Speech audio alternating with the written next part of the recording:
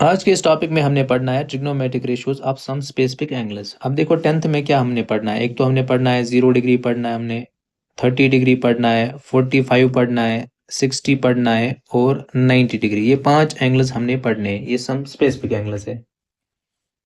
तो आज के इस टॉपिक में हम पढ़ेंगे या आज के इस लेक्चर में हम पढ़ेंगे 45 डिग्री का। तो 45 के लिए हमने क्या करना है, एक राइट ट्रायंगल लेनी है और जो एक एंगल हमने रखना है 45। तो ये वाला एंगल हम रखेंगे 45 और यहाँ पे हम 90 रखेंगे।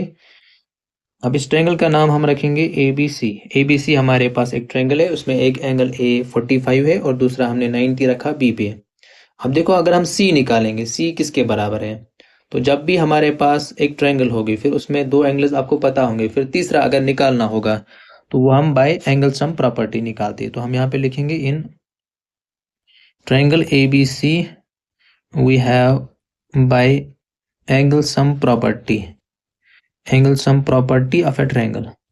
तो अगर हम एंगल सम प्रॉपर्टी का यूज करेंगे तो एंगल सम प्रॉपर्टी क्या बता रही है, जो भी हमारे पास ट्रायंगल होगी तो उसमें जो इंटीरियर एंगल्स होंगे उनका सम हमेशा होता है 180 डिग्री। तो हम यहाँ पे लिखेंगे एंगल A प्लस लिखेंगे एंगल B प्लस लिखेंगे हम angle C is equal to है 180 डिग्री।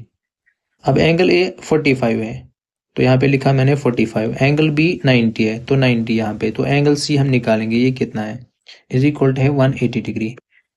अब यहाँ पे 45 प्लस 90 जो होगा वो होगा 135 प्लस है angle C is equal to है 180 डिग्री। अब एंगल C ऐसे इज इक्वल टू है 180 डिग्री, इस प्लस 135 को हम ट्रांसपोज करेंगे तो इधर जाके बनेगा माइनस 135, एंगल C आएगा फिर 45। अब यहाँ पे एंगल A भी 45 था तो एंगल C भी आया 45। अब यहाँ पे क्या है, दो एंगल्स बराबर है, एंगल A जो है वो एंगल C के बराबर है। तो देयरफॉर हम कहेंगे जो एंगल A है वो एंगल C के बराबर है और दोनों जो है वो 45 के बराबर है। अब अगर एक ट्रायंगल में दो एंगल्स बराबर होंगे तो इनके अपोजिट में जो साइड्स होंगे, अब A के अपोजिट में है BC और C के अपोजिट में है AB, तो AB और AC आपस में बराबर होंगे। तो विच इम्प्लाइज हम यहाँ पे लिखेंगे AB is equal to AC। अब AC क्यों है, AB क्यों है AC के बराबर, क्योंकि जब हमारे पास एक ट्रायंगल होगी उसमें दो एंगल्स बराबर होंगे तो उनके अपोजिट में जो साइड्स होते हैं वो भी बराबर होते हैं। तो यहाँ पे हम लिखेंगे reason sides opposite to equal angles are also equal। अब AB और BC आपस में बराबर है, अगर हमने AB को A के बराबर रखा इसका मतलब जो BC है वो भी A ही होगा क्योंकि ये बराबर साइड्स है। अब हमें इस ट्रायंगल में दो साइड पता चले, एक भी A है दूसरा भी A है। अगर हमने तीसरा निकालना होगा, एक राइट ट्रायंगल में जब भी दो साइड पता होती है फिर तीसरा निकालना होता है तो हम PGT का यूज करते हैं। तो हम यहाँ पे लिखेंगे in right triangle ABC we have by PGT। तो PGT हम अप्लाई करेंगे।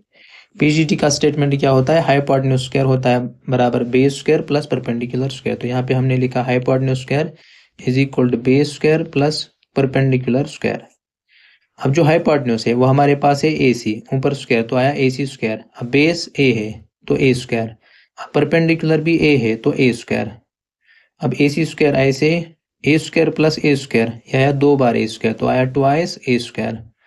अब AC की वैल्यू हमने निकालनी, AC के ऊपर स्क्वायर है तो स्क्वायर इधर जाके चढ़ता है प्लस माइनस रूट, लेकिन यहाँ पे जो AC है, साइड नेगेटिव नहीं होता है तो इसलिए हमने खाली प्लस रूट चढ़ाया।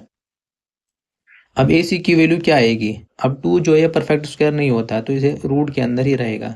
A स्क्वायर का रूट आता है A, तो जो हाइपोटेन्यूज हमारे पास है वो निकला √2A।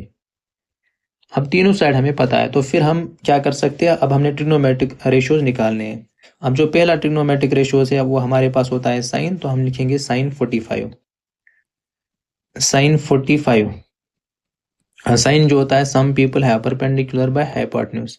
अब परपेंडिकुलर हमारे पास A है और हाइपोटेन्यूज वो है √2A।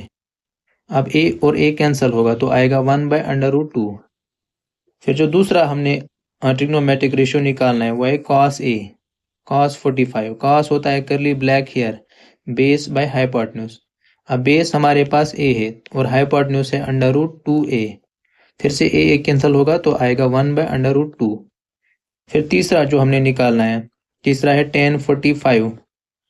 टेन होता है to present beauty perpendicular by base. अब परपेंडिकुलर जो निकला है वो ए है, हाइपोटेन्यूज भी सॉरी बेस भी ए है, तो ए बाय ए आएगा 1। अब उसके बाद जो नेक्स्ट हमने निकालना है वो है कोसेक। कोसेक 45। अब कोसेक जो होता है वो साइन का रेसिप्रोकल होगा। अगर साइन निकला 1/√2 तो वो उसका रेसिप्रोकल आएगा √2 डिवाइडेड बाय 1, वो आएगा √2। उसके बाद जो नेक्स्ट होता है वो होता है सेक। सेक 45। अब सेक किसका रेसिप्रोकल होता है? कॉस का। अगर कॉस आया 1/√2 वो उसका रेसिप्रोकल आएगा √2/1, तो आएगा √2। फिर लास्ट में जो कॉट है, अब कॉट क्या होता है? टेन का उल्टा होता है, टेन का रेसिप्रोकल। अगर टेन की वैल्यू अगर 1 आई तो इसका रेसिप्रोकल होगा 1/1, तो 1/1 भी 1 ही आएगा। तो इस तरह से हमने ट्रिग्नोमेट्रिक रेशियोज ऑफ 45 निकाले हैं।